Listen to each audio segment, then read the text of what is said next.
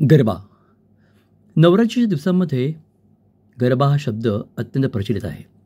आम्ही गरबा खेळायला चाललो आहे, आज गरब्याची रात्र आहे, हे आपण नेहमी ऐकतो आणि आपणही गरब्याला जातो. पण गरबा म्हणजे नक्की काय? तर गरबा हा शब्द ब्रह्मत्व दाखवणारा आहे.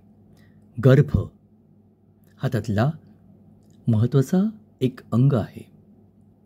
गर्भ म्हणजे जी आतून घडतं ते व्यक्तिमत्व. आणि म्हणूनच या शब्दाला जे महत्त्व आहे ते जाणून घेणं आपण अत्यंत आवश्यक आहे. गरबा हा एक मातीचा घडा असतो. त्यावरती जे काही नक्षीकाम वगैरे करायचं असतं ते केलं जातं आणि त्या गरब्यावरती एक मातीचा दिवा असतो जो पणती सदृश्य असतो.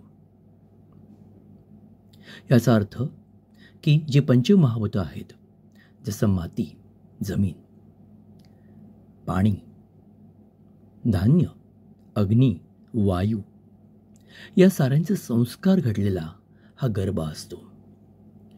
आणि त्या गरब्याच्या समोर जेव्हा आपण रिंगण घालून फेर धरतो त्यावेळेला त्या गरब्यातली जी ऊर्जा आहे, एनर्जी आहे, ती आपल्या सर्वांना लाभते.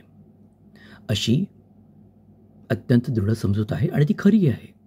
म्हणजे गरबा म्हणजे दांडिया खेळणं नाही आहे, तर गरबा म्हणजे सुसंस्कृत अशा ब्रह्मत्वाचा मान राखणं आहे.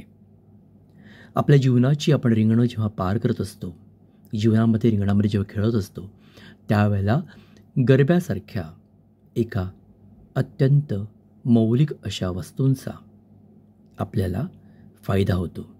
कारण गरबा हा मातीचा नुसता खडा नाही आहे, तर जीवन तत्व देणारा एक मार्गदर्शक असा खडा आहे, जो अमृत कलश आहे.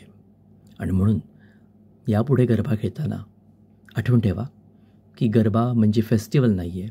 गरबा म्हणजे गर्भ असलेला ब्रह्मत्वाचा तो जप आहे. त्यासमोर आपण जीवनरूपी केलेला एक फेर आहे. नमस्कार. द विनिंग टॉक्समध्ये विनय पोद्दार.